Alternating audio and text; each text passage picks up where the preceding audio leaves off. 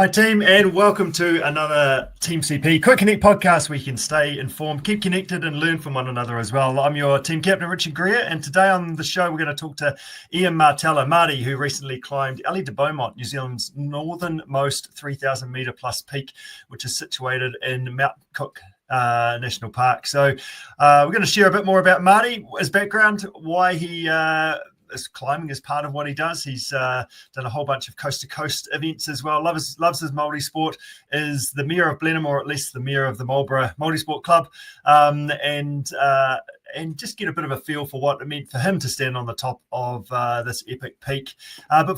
Before we get to Marty, a couple of quick announcements. So we've got our Christmas party, which is also hosts the World Bingo Championships. There's a big trophy on the line. There's how many years? 5, 6, 7 years, something like that. We've been playing for this. Nobody has ever won it twice as of yet. And that's super fun. So that's Wednesday, December the 11th, after our cycle group at 7 o'clock. So if you can make it along to that, it'd be absolutely amazing to see you.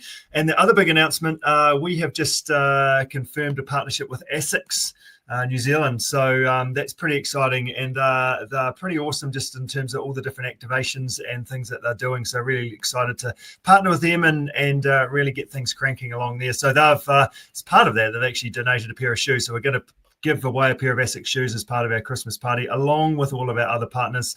We've got stuff from Giant, That's It, Pure, etc., etc. Tonelli have given us some things as well. So if you get along, you'll definitely win a prize. Even if it's not that, it'll definitely be a box of chocolates. So hopefully see you then. So without further ado, let's crack into episode 22 of the Quick Connect podcast and our 160th podcast all in all. So Marty, how are you getting on?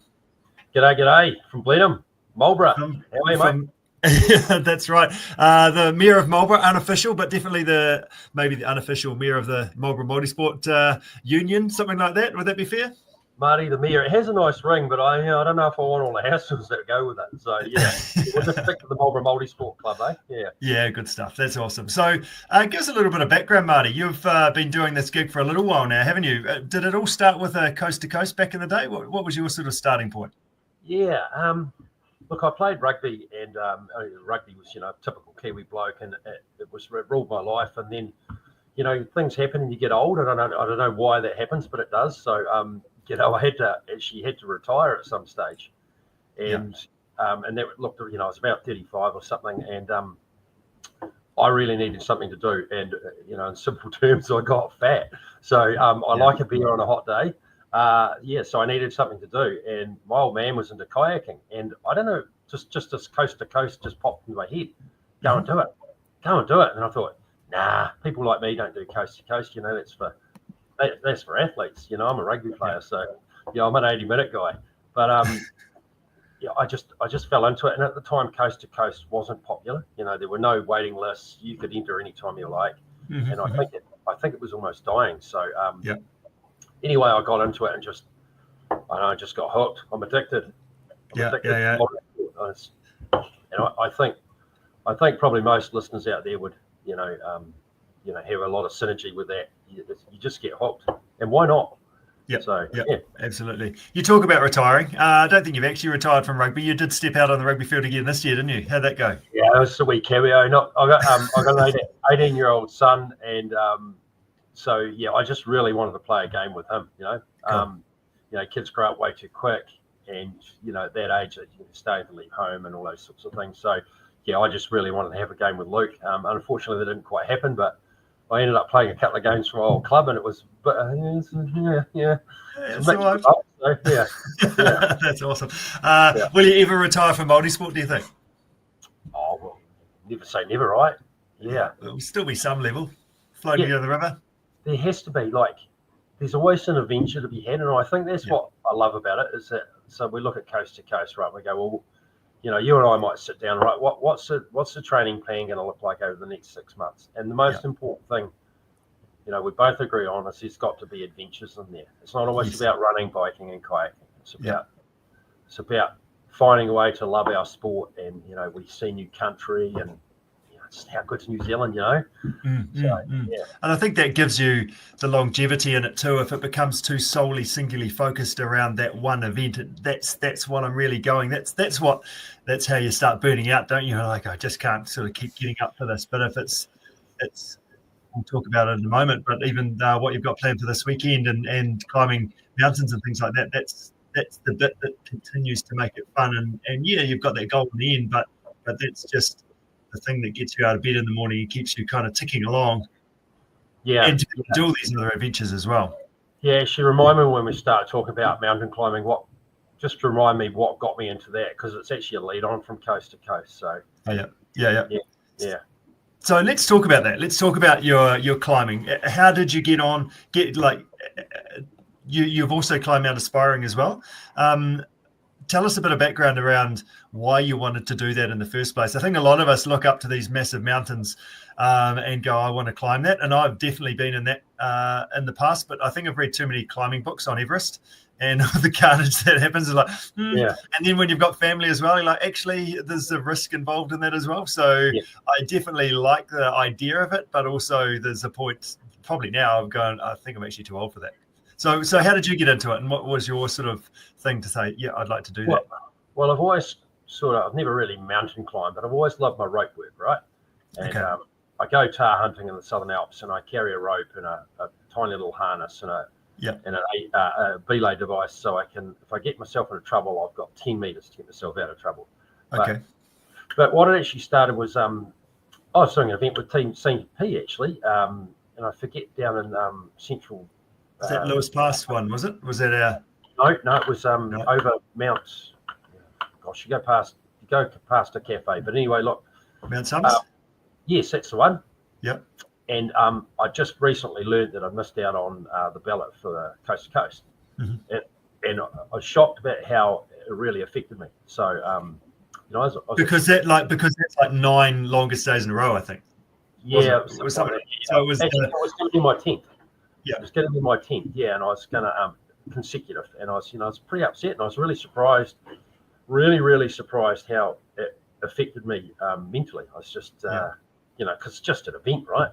It's just one day. So, and I really needed to give myself a really good kick and put it all into perspective. And I was bumbling along over Mount Summers, and I was wallowing in self-pity and all those sorts of things. Which is hard to do when you're at the top of a mountain with a bunch of others. That's the thing is, and I guess we'll come back to this, but the people that you're with as well, right? So I sort of had to give myself a really good kick and go, righto, well, okay, we've got to find a silver lining. There's a reason why, and I don't know if you believe in those doors open close things, but it doesn't matter. We need to find another way. And it just popped in my head, go climb Mt Cook. And then I went, people like me don't climb Mt Cook. And I thought, actually, I'm the only guy stopping myself. Go and do it. Yeah. Mm-hmm. So I emailed 3 different guiding firms. 2 of them didn't reply. They must have thought, what's this idiot doing?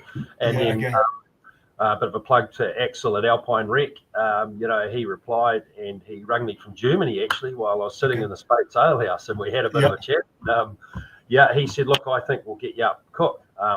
So I booked in a trip and went and climbed, did a week's climbing with Alpine Rec, with a guide, Mark, and he was bloody awesome. And we climbed Mount Hamilton, which, Hamilton Rapids, that's how I always remember it, but it's one of our highest mountains in New Zealand. Whereabouts is Mount Hamilton? Mount Cook National Park. Okay, yep. It's one of the easier 3000s to climb, but I'm scared of heights, right? So there's an issue, but I was just all over it, and I thought, this is fantastic. And then we were booked in to climb Cook, but all the crevasses on the Linda Glacier opened up, and it just wasn't accessible. So we went and did Aspiring instead, which was a lot of fun as well. So So, like you say, you're scared of heights. How did you find Mount Aspiring? It wasn't too bad. So, that was the other thing. I'm trying to overcome this fear of heights, right? Yeah. So Aspiring wasn't too bad. There are a couple of places where it's a long way down, but the footholds were good, the handholds were good, and all that sort of thing. So I felt uncomfortable, but I never felt unsafe. So and I felt in control, which was fantastic. Yeah. Yeah. So Okay. that leads on, and I think, right, oh well, I get another coast to coast entry, and my climbing's done. I've done that. That's great. But I get this thing inside. This, I don't know how to describe it. This prehistoric call that keeps calling me back to the mountains. So I hunted under Elie. She's a beautiful mountain. I hunted on the west coast side, and I looked up, and it's just massive. Yeah. And I just remember saying to myself, what sort of idiot would go and climb a mountain like that, because it's a true mountain. It's like God. So, and of course, she's the northernmost mountain. So you just get these amazing panoramic views all the way north, right up the spine of New Zealand. When I say the spine, Southern Alps, it's just New Zealand's next level. It's just, and I keep thinking I know what we've got, but it just never, ever fails to surprise me. Yeah. And gives you that old, And not many of us, I mean, coast to coast is a big in for a lot of us, isn't it? To get people into the backcountry and learning around backcountry skills and river crossings and just being in the backcountry.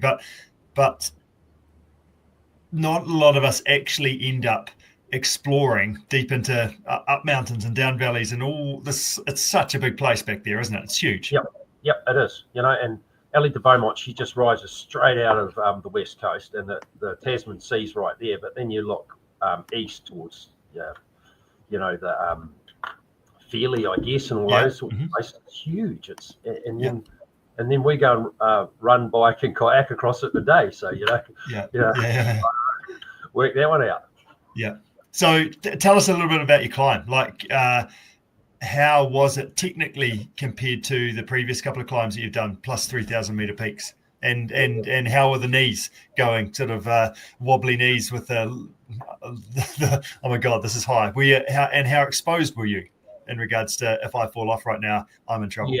Yeah. Look, well, she's graded 2, but the guides, I had a guide with me, and he said, forget about grades, that they mean nothing, because mountains change every day of the week. Conditions change every day of the week. So I guess what I'm trying to say is Elie's not one of our most technical 3,000 meter climbs, but the day we did it, it was very difficult. So you've got your Bergtrun where your glacier, the Anna Glacier meets the mountain pretty much, and we were having real problems. We went the day before to do a bit of route finding because we were leaving early in the morning, so we put some tracks in, but just trying to get around the crevasses. And there were ice falls going off all around us, avalanches going off everywhere, and jeepers. I haven't had that. I've seen that a lot tar hunting in the back of the South Island, but never actually been that close to it all. I've done a lot of avalanche courses and training and all those sorts of things, so pretty aware what to look out for. But it's a whole different dimension when it's all happening around you. And we got so far, and it's getting quite hot in the day. This is the day before the big climb, and said, right, time to turn back. This is too dangerous. So from that perspective, you've got a lot of crevasses, and as I said, avalanches all going off around you. And the next morning, I guess we get up at 3, start the attack at 4. And you've got to do that because it's still frozen at that stage. The later in the day, then things start warming up, and that's when more ice starts falling off. Exactly, and we had a primo bluebird day. It was so hot. Okay. You can see my lips still, sunburned. Yes. Okay. Reflected off the snow. Under the nose. Oh, how painful. So but look, we started our climb. Left the hut at 4 under headlights, torchlight, and just weaved our way through the crevasses, and then sort of left them behind and started the real climb. What I loved about it, there was no rock in it. It's just all ice and snow. Okay. So, and the top was frozen solid. So complete ice, just big sheets of ice, and there was no snow. So you're just front pointing, are you? Like and on the front of your crampons and ice axes? Yeah, and normally with an ice axe, we can hold them there and just jab them in and do. But with an ice, with that much ice, we were just having to absolutely blaze, your axe in a couple of times, and it slows everything down dramatically. But gee, I found some new muscles I didn't know I had.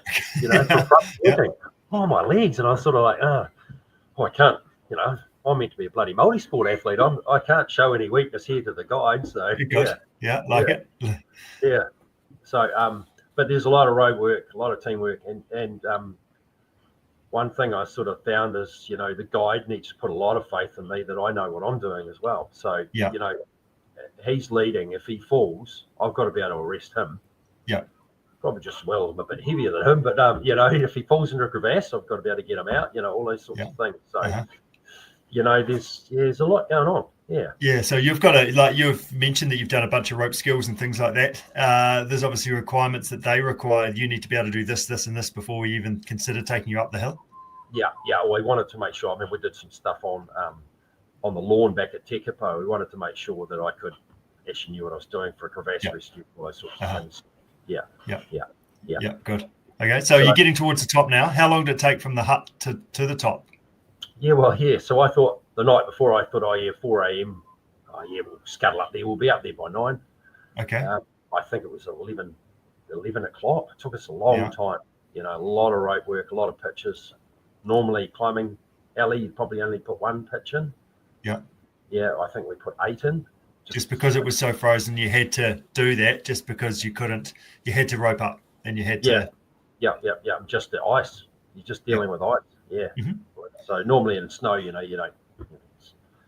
Got a certain amount of purchase with your feet, and we just So so getting up near the top, and it takes its toll on you. Actually, you're thinking a lot, and I just about did something dumb. I just about unclipped my safety beaner instead of the belay beaner. But anyway, we caught that in time, and it's just reminded me, hey, slow down, double check everything.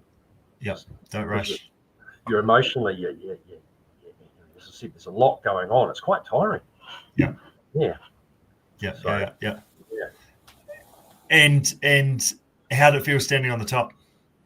I just took this quick video, and then I said, get me the F off this mountain, because I'm like, the exposure up there is huge, and a lot of the west coast and the Wataroa and so forth were all under cloud.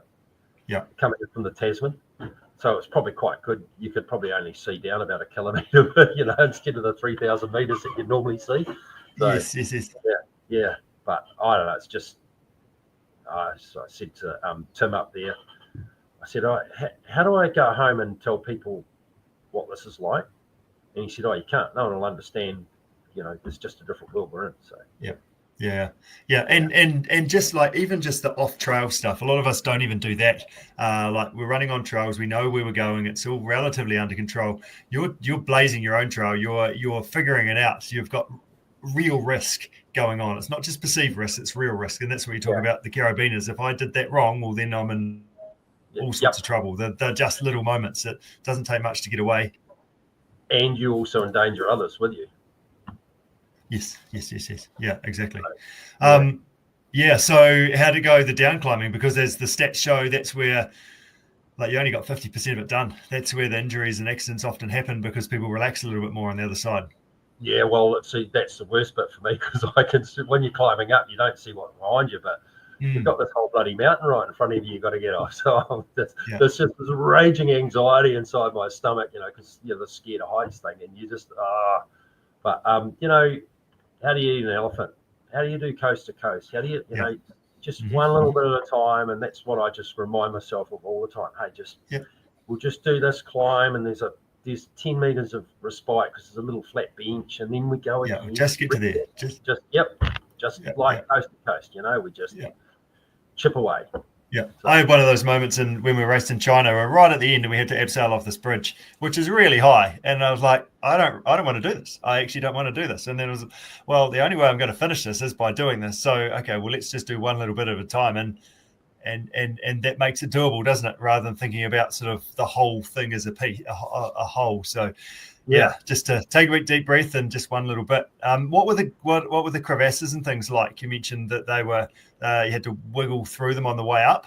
What were they like on the way down? Because you're sort of mid-afternoon by that stage, I assume. Yeah, it was. I think it's about 1 o'clock when we hit the crevasses, maybe 2 o'clock. And of course there was an ice lower down. It was frozen first thing in the morning, but freezing air level lifted, and the sun radiation on the snow. It got really much. One of the boys dropped. So I was with an American guy. We teamed up the night before in the hut. He wanted to do it climb, so we teamed up. So there's 4 of us. Yeah. And the American guy dropped into this thumping great bergstrasse or crevasse, actually. And he goes, oh, well, I'm not going to try and do an American accent, but just American accent coming out of a crevasse. So like, there's a big hole, get me out. And so we just grabbed the rope and just tracked him out. So, yeah. Yeah. So he was first, or did it just open up underneath him? Yeah. No, he was first, and we just missed a snow bridge by about a metre. Yeah. Oh, right. Okay. Yeah. But you go across the snow bridge and you just like, I was walking like a ballerina, 100-kilo boy. I reckon I could have got a job as a ballerina going across that snow bridge. You are 100 kilos, but pretending that you're 30. Yeah, exactly. 30 kilos. Yeah. Yeah. Because you look out, I don't know how deep those glaciers are, maybe half a K or something. Yeah. Think about a 500-metre crevasse. Oof. Oh, that's not, don't want to think about that. How did it feel when you got down, back to the hut, like back to some relative safety? A big old. Yeah, so physically I was great. We train harder and have bigger days than that. Emotionally I was destroyed, but dehydrated. Oh, mate. Excuse the listeners, but I was peeing black. It's just okay, yeah. So I was burnt. I put about 10 lots of sunscreen on. My tender Swiss skin just didn't like that heat. I was just so dehydrated. So I just sat there and sculled water after water after water. But, and just lay down. Thank goodness it's done. Yeah, and it didn't really hit me for a couple of days of what I'd done. Yeah. And once again, it's just around that anxiety feeling of fear. Yeah. Does that make it better? Does that make it like now you're on this side of it, that you rode that and then you have achieved it and were successful, and the bounce back and the joy that you get from that is even bigger than if you're like, oh yeah, just cruising along, it's all fine. Yeah. I heard a quote somewhere, and I can't quite remember the full story, but it's something: we don't climb mountains, and we don't conquer mountains, we conquer ourselves. And that was an Ed Hillary quote. Oh, was it? Yeah, I've got Fletcher's got that on his door actually. His bedroom. Yeah. Oh, okay. Well, that's terrible. I should know if it's an Ed Hillary quote. I should know, shouldn't I? Sure. I love that last bit. We don't conquer mountains, we conquer ourselves. And I've worked out that I'm never going to beat this fear of heights. Yeah. But what I have worked out is that I'm getting better and better at managing it. Yeah. Yeah. So, and it's funny, after I did Mount Aspiring, I said, right, well, I'm never going to climb again. I'm comfortable now. I've done my thing. I don't need to do Cook, and I still now to this day don't need to do Cook. Okay. But this time I've said, wow, what an experience. I'm going to go back and do more. And I'm going to do them by myself. Okay. Yeah. So I'm not going to have a professional guide to hang off. I'm going to have maybe myself or my little brother, I don't know, someone out there. Because he's pretty experienced. Your brother's done a bunch as well. Yeah, he ran out of time, but they had a crack at Multi-Brun, which is a pretty tough climb, multi-day climb, tenting and all that sort of thing, and saddle. Yeah, so, he's pretty clued up. But he just, if he listens to this, might give me a kick. He might need a bit more fitness first. Yeah. Okay. Yeah, that's good. I guess that means that, hey, it doesn't have to be Mt Cook and the most exposed, big, angry mountain, but I can go and do some peaks that I'm wanting to climb with a mate or two, and go and have a very similar experience, but I'm making decisions. So rather than trusting others. Yeah, exactly. Yep. And how am I going to go managing my fear or anxiety now that I don't have a guide to lean on? Yes. As I talked about, I nearly made a silly mistake of unclipping the wrong beaner. I need to manage that better. So rather than just handing all your trust over to someone else and stepping back, kind of thing, from it, you're actually going, right, I'm going to hold on to this, and I've got to back myself here. Yeah, well, if I take my brother, for example, I'm fitter, stronger because of what I do. So, there's no reflection on him, but I might need to lead. So yes. I'm the guy making the decisions. Yeah. Good job. So, big tick in the box. That's pretty exciting. That's a pretty cool thing to do and the fitness and strength that you've got is part of that to go and that your multi-sport sort of allows you to do. So what's the plan of attack for this weekend? What have you guys, what's a Marlborough multi-sport community got lined up for this weekend? Yeah, and Marlborough Trail Runners as well. They've sort of Phil Taylor's a very active guy here, English actually. He came to New Zealand, Marlborough, and he just blown away about how beautiful our Richmond Ranges are, and sort of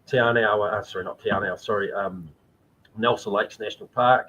So we've got a cool playground here. So we've got 5 peaks lined up. We've got to do 5 peaks within 24 hours, and how you do it is up to you. And this particular course is in Nelson Lakes, so a lot of it's off-piste, no trail. But my coach won't let me do the whole thing. I think you said just calm down a little bit, Marty. I guess it's that bit about the sleep factor, isn't it? That's what we're talking about. I have done these before, and I've got a couple of your China competitors, got Nat and Toddy with me, who you had in China. So they're very able athletes, and they're also focusing on some goals. So I think, for the listeners, Rich and I had a bit of a yarn about this. I've done it a few times, 24 hours, 60K, 5,000 meters of vert. You just stuffed for 3 weeks. You just can't train properly. It takes a long time to come back. Not only sleep deprivation, I just think that 5,000 meters of vert, it's tough. It's 5,000 meters of downhill is the challenge, isn't it? As much as the uphill. Yep. So, we're starting to get in the crunch time where we need to be able to manage Christmas, family, all these other things, and we need to train well. So, as I said to the listeners, Rich and I had this real good conversation around what it look like, and I don't want to be ruined for the next 3 weeks. So we've decided that we're not going to do the whole thing. But I haven't told you, Rich, actually, but there's this mountain in there called Hamel that everybody talked about, but no one's actually looked at it. So we might actually have a look at that. So we won't do all 5 peaks, but we might go and do one that's not actually on the list. So okay, so maybe get one of your own. I like it. Yeah, we'll have a look at it. It's tiger country. You drop down through what we call the Panta Tarn. So it's a lot of old glaciated country, some massive big bluffs, and there's not a lot of room for error. So we're not carrying much gear, So we're going to have a look. We'll be agile. Good.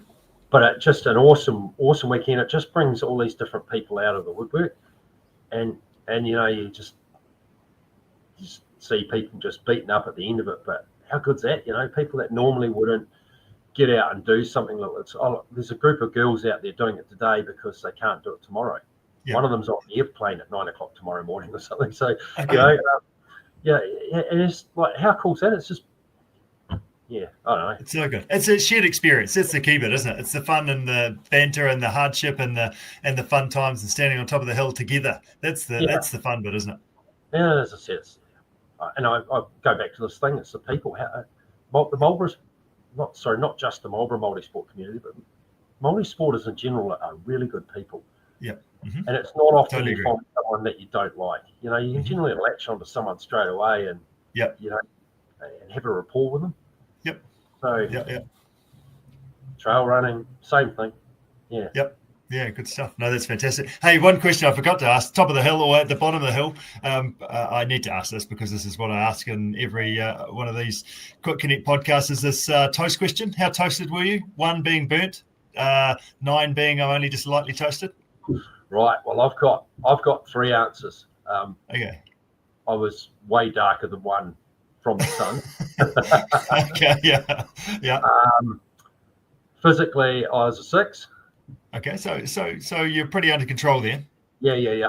No, I could have gone way longer than that. Yeah. No, that wasn't too. That was very cruisy, like in terms of physical output. Emotionally, gee. Okay, hey, look, I'm going to tell you something that I don't tell anybody. Let's say emotionally, I was a 2. Yeah. So there you go. So that's not completely burnt. I need to make I've just written toast on my hand because I need to rejig these toasts because number 7 is actually more burnt than number 6.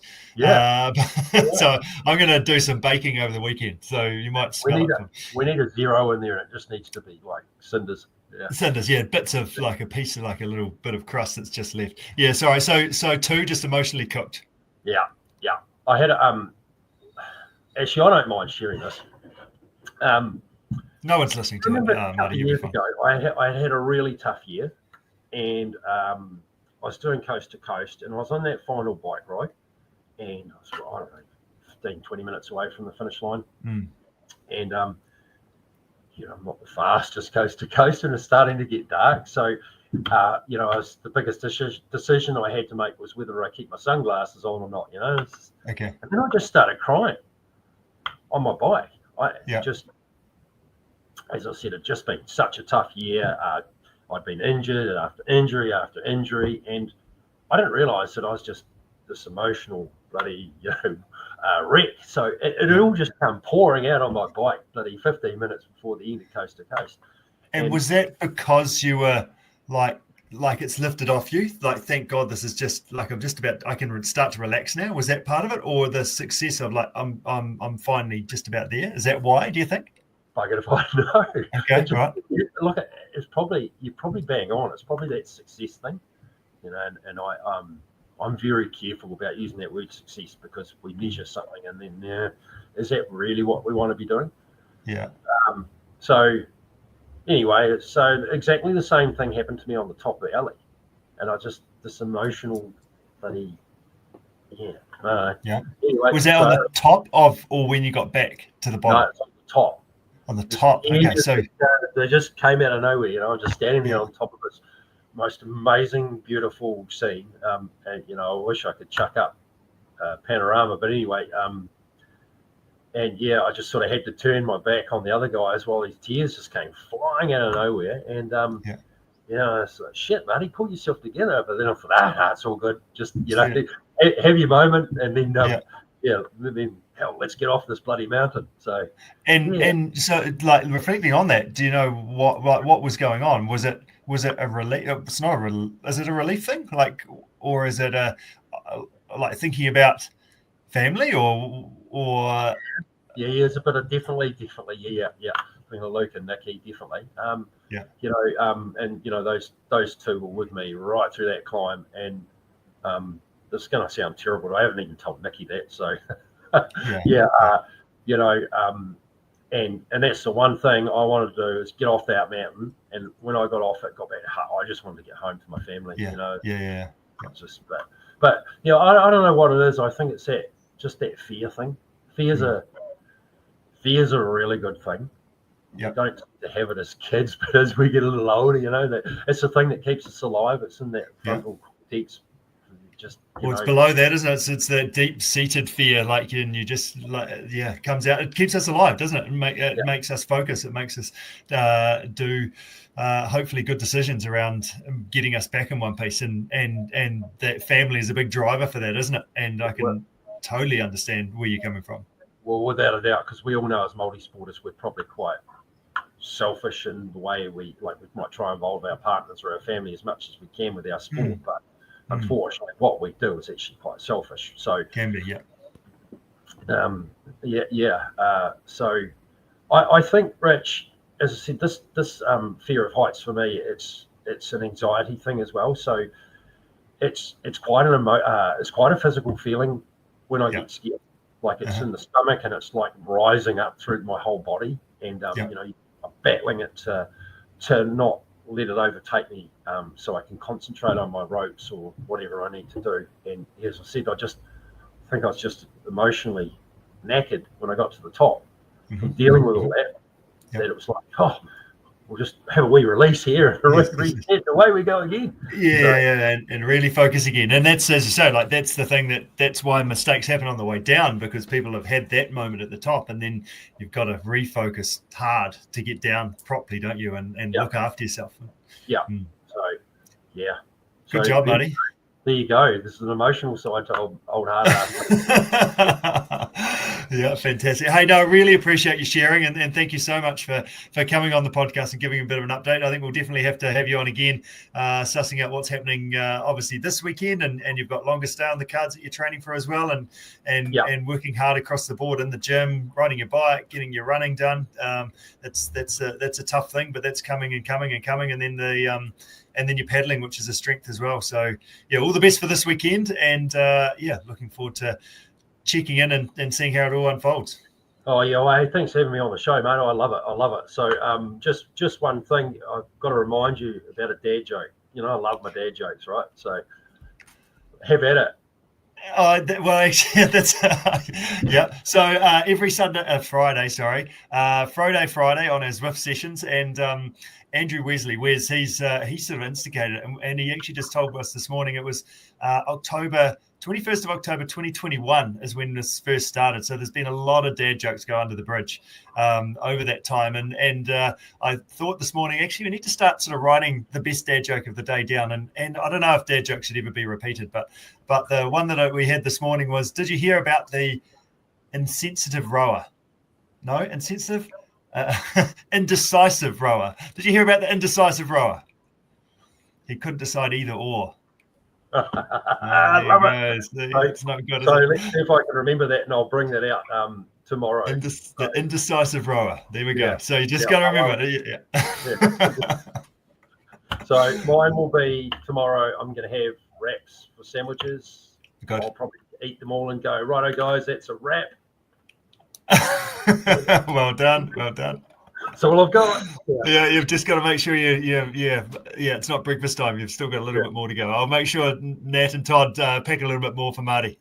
Cool. Hey, just very quickly, Yes. what's I know that you're not doing coast this year. You're going to take a bit of a break.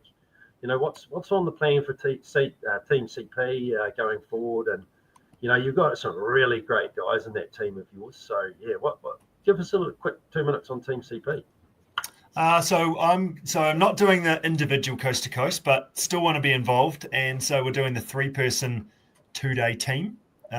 So doing that this year, and just found out we had so Angus Petrie, so he's going to be a bike cyclist, and Ben Fui, I'd organised him to be a kayaker, but unfortunately, just as of like last week, he said that he's got a bit of a health issue going on that he can't join us.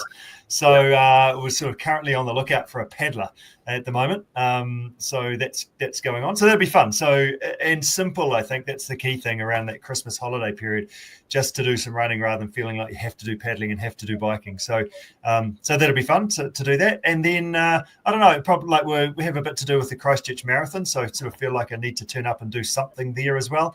And the Mackenzie bike ride, that's another one that's about the same time of year in that April period. So again, I have a bit to do with that event, so be keen to get down there and be involved in that. So get the old gravel bike out, and so that all that stuff's going on. The adventure squad, we're sort of in the process of just planning for that for next year as well. And then also we had a great trip up at the Backroad 400 up around Northern, so sort of looking at doing something maybe a bit more backroadish, maybe on the mountain bike potentially going on as well in my head.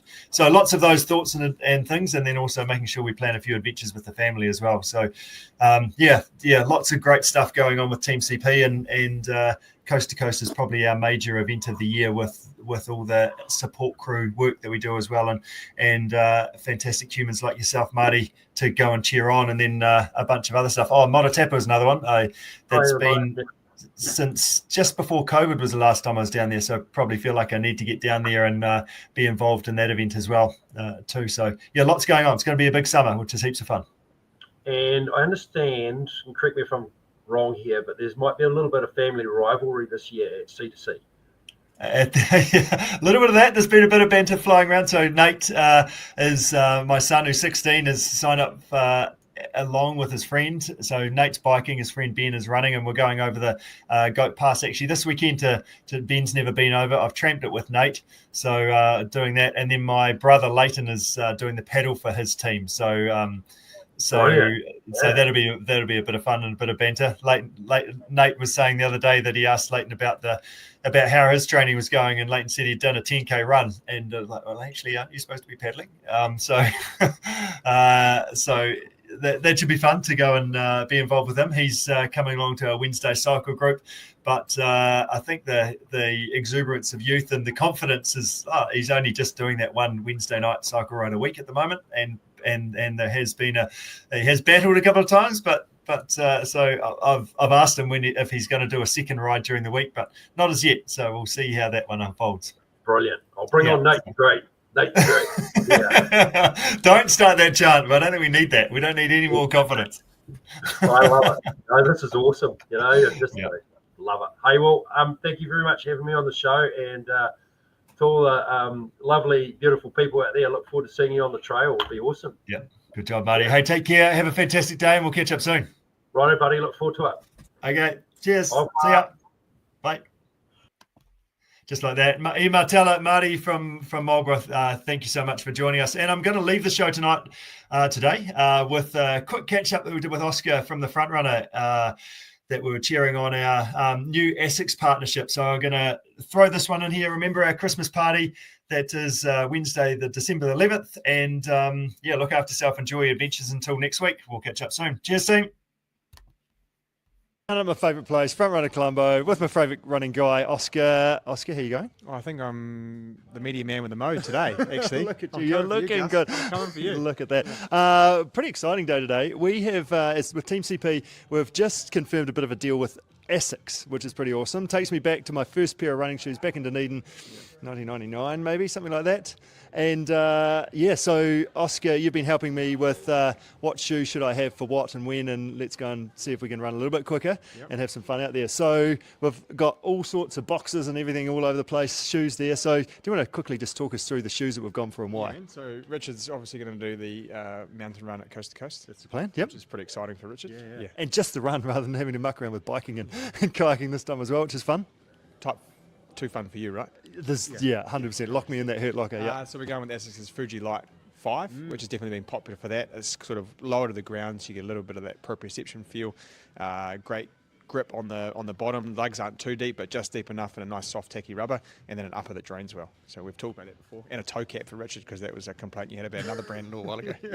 Stop kicking rocks. Yeah. And the drainage is a key one with this, isn't it? And it feels really light going for a jog in it. I think the Essex has done well with the balance of this shoe. That's what I would say. Yeah. So that's exciting. Looking forward to going get those wet and seeing how they go. You can't always do fun training. Sometimes you have to do boring training around the block, don't you, Richard? You do that. We can make training around the block feel a little bit more fun, Richard, can't we? We've gone with the Nova Blast 5, which uses the new Flight Foam Blast Max cushioning, and Tom and I have named it the Bish score, so the bounce versus the squish. Okay. So bouncy squish. It's got a nice little sort of trampoline effect in through the midfoot, the forefoot. It's going to help you leave the ground.